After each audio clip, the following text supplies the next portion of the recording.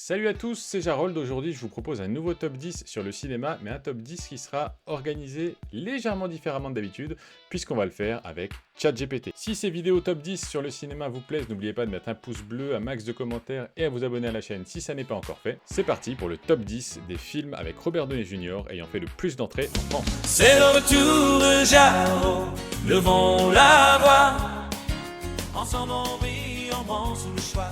Salut ChatGPT. Salut Jarold, prêt pour un nouveau top 10 cinéma?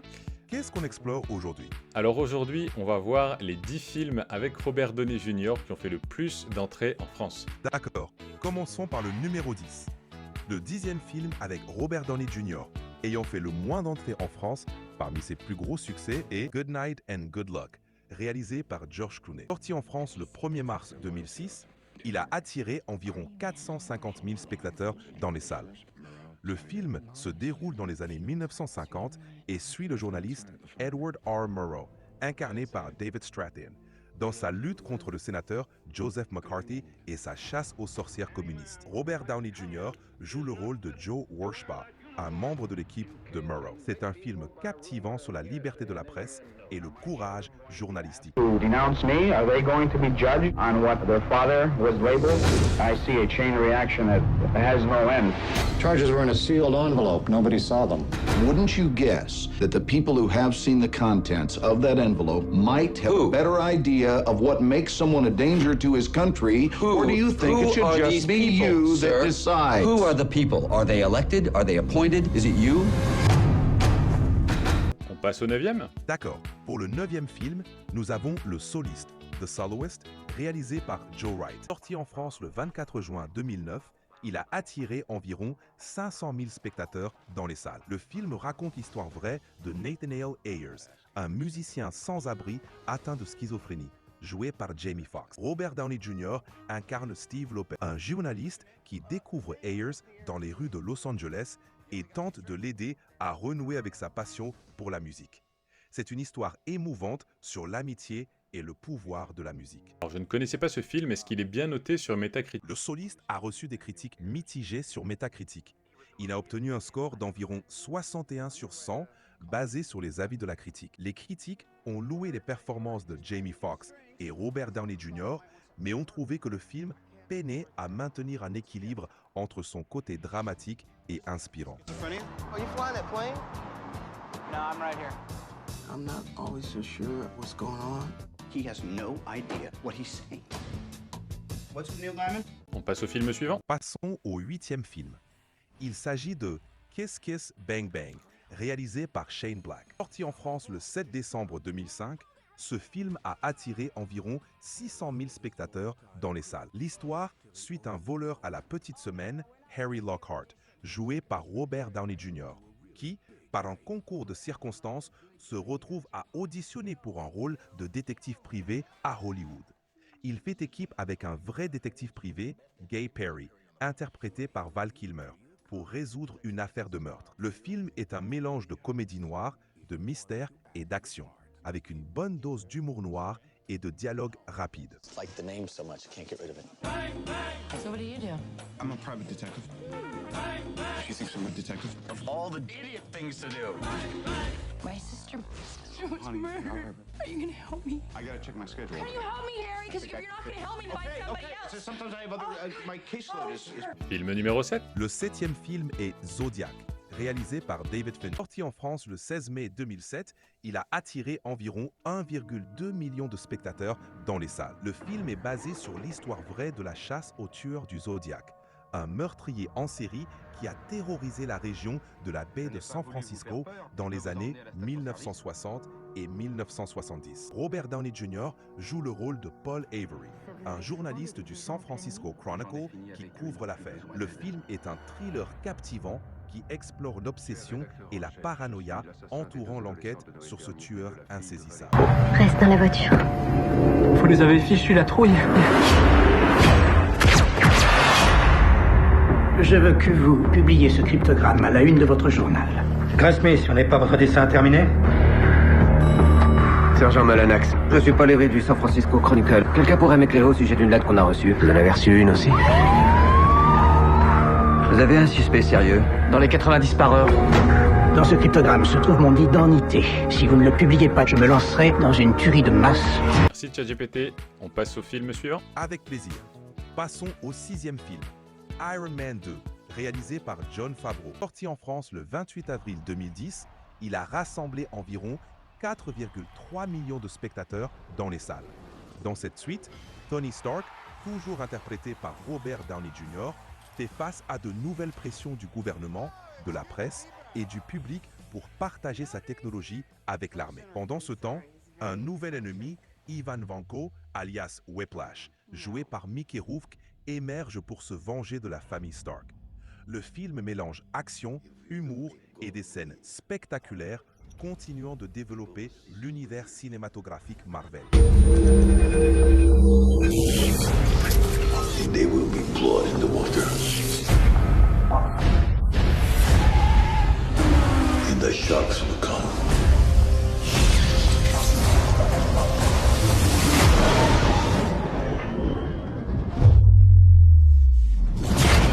All I have to do is sit here and watch. Attention, on entre dans le top 5, donc je voudrais que tu dises d'abord la date de sortie, ensuite le nombre d'entrées, ensuite le nom du réalisateur, puis seulement le nom du film et le synopsis. Entendu. Allons-y avec le top 5. En 5e position, le film est sorti le 26 avril 2017. Il a totalisé environ 4,9 millions d'entrées en France. Réalisé par Anthony et Joe Russo. Il s'agit de Avengers.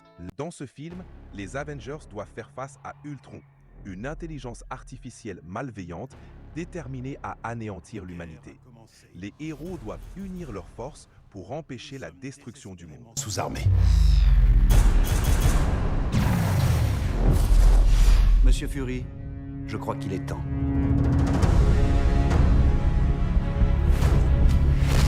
Vous êtes en mission, colonel? Il s'agit de me renvoyer dans le monde? Il s'agit de le sauver. Docteur, nous avons besoin de vous. Et si je répondais non? Je vous convaincrai. Qu'est-ce que vous attendez de moi? C'était le projet Initiative, les Avengers. Je pensais ne pas être à la hauteur. Apparemment, je suis, comment déjà, imprévisible, narcissique et pas fait pour travailler. Film numéro 4. En 4e position, le film est sorti le 22 avril 2009. Il a attiré environ 4,5 millions de spectateurs dans les salles. Réalisé par Jon Favreau, le film est Iron Man. Ce premier opus introduit Tony Stark, un milliardaire et inventeur de génie, qui crée une armure high-tech pour combattre le crime après avoir échappé à une capture. C'est le film qui a lancé l'univers cinématographique Marvel tel que nous le connaissons aujourd'hui. I humbly present the Jericho. To peace. Tony Stark. Now you work for me.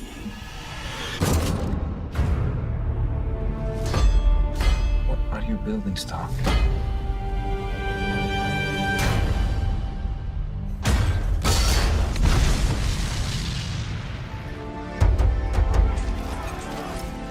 Your eyes are red. Few tears for your long-lost boss? Tears of joy. I hate job hunting. Yeah, vacation's over. Welcome home, sir. Boot up the scanner, will you? What happened over there? I had my eyes open. Et attention, film numéro 3. Pour le film numéro 3, il est sorti le 24 avril 2013. Il a enregistré environ 4,4 millions d'entrées en France. Réalisé par Shane Black, il s'agit de Iron Man 3. Dans ce volet, Tony Stark affronte un ennemi redoutable, le Mandarin, et doit compter sur son ingéniosité et son courage pour protéger ses proches. Le film explore les conséquences des événements de Avengers sur Stark et nous pousse à réévaluer ce qui fait de lui un héros. Rien n'est plus pareil depuis New York. On vit des choses, mais ça n'a qu'un temps. Je ne dors plus. Et quand je dors, je fais des cauchemars. Il faut dire qu'ils sont une centaine à vouloir ma peau. J'espère pouvoir protéger la seule chose qui m'est essentielle. Et tout de suite, quel est le deuxième film de ce top 10? En deuxième position, le film est sorti le 29 avril 2015. il a cumulé environ 5,1 millions d'entrées en France. Réalisé par Joss Whedon, il s'agit de Avengers, l'ère d'Ultron. Dans ce film, les Avengers doivent faire face à Ultron, une intelligence artificielle malveillante déterminée à anéantir l'humanité.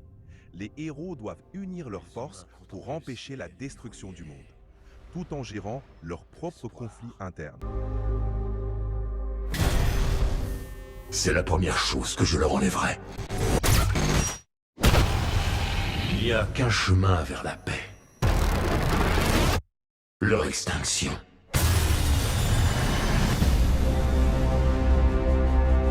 J'avais seulement l'intention de protéger le monde. Mais j'ai créé quelque chose de monstrueux. L'intelligence artificielle. Ça s'appelle le programme Ultron. J'en ai assez de voir des innocents payer pour nos erreurs. C'est pas pour ça qu'on se bat, pour mettre fin à la guerre et rentrer chez nous?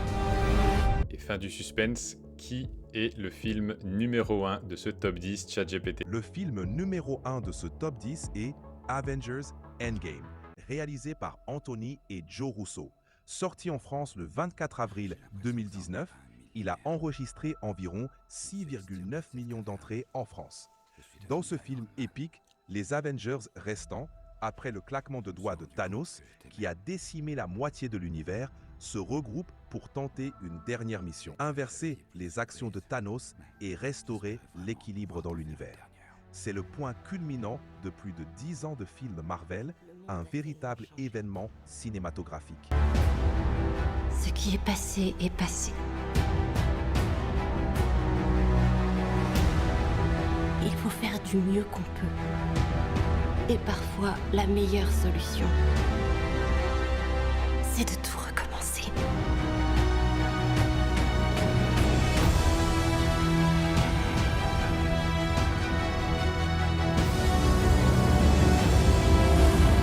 Merci ChatGPT, mais une chose me surprend, pourquoi Oppenheimer n'est-il pas dans ce top 10? Oppenheimer est un film de Christopher Nolan sorti en 2023.